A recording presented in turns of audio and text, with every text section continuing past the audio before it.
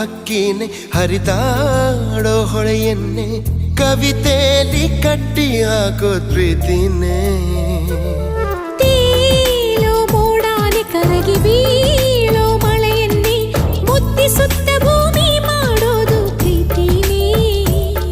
ಗುರುವಿಲ್ಲದಿದ್ದರೂ ಕಲಿಯೋದು ಗುರಿ ಇಲ್ಲದಿದ್ದರೂ ಚಲಿಸೋದು ಅರಿವಿಲ್ಲದಂತೆಯೇ ಸೆಳೆಯೋ ಸೆಳೆತ ಈ ಪ್ರೇಮ